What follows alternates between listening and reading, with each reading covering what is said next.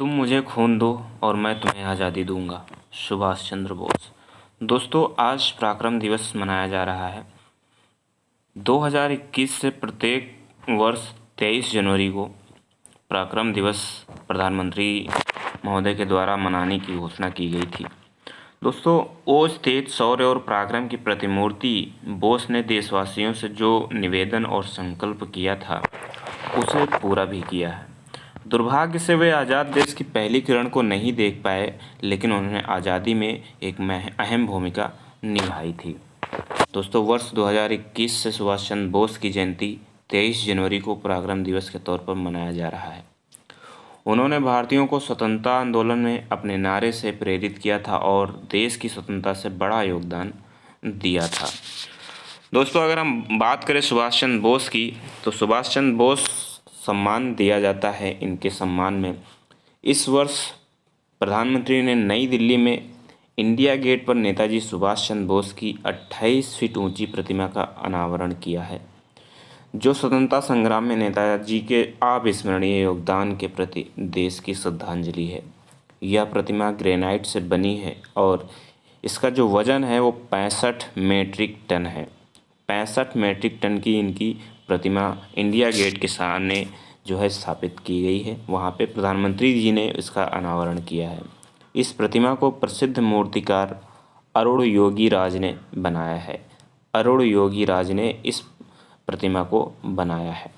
दोस्तों, बात करते हैं सुभाष चंद्र बोस आपदा प्रबंधन पुरस्कार की। पराक्रम दिवस पर भारत सरकार द्वारा सुभाष चंद्र बोस आपदा प्रबंधन पुरस्कार की घोषणा की जाती है प्रत्येक वर्ष। यह पुरस्कार आपदा प्रबंधन के क्षेत्र में व्यक्तियों और संगठनों द्वारा दिए गए उनके अमूल्य योगदान और निस्वार्थ सेवा की पहचान और जो होती है और सम्मानित किया जाता है।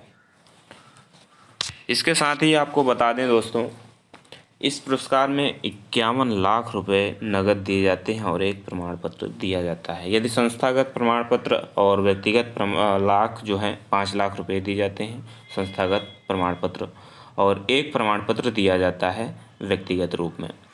सुभाष चंद्र बोस का अगर हम जीवन परिचय देखें, जीवन वृत्त देखें, तो सुभाष चंद्र बोस का जन्म 23 जनवरी 1897 को कटक में हुआ था।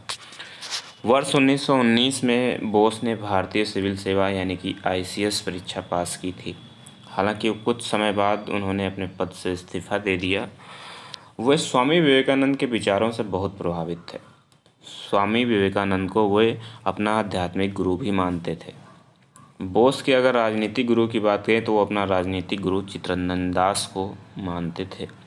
वर्ष 1921 में बोस ने चित्तरंजन दास की जो स्वराज पार्टी थी, स्वराज पार्टी द्वारा प्रकाशित समाचार पत्र फॉरवर्ड के संपादन का कार्यभार भी संभाला था। वर्ष 1943 में वे जर्मनी से सिंगापुर पहुंचे थे, जहां उन्होंने अपना प्रसिद्ध नारा दिल्ली चलो दिया था।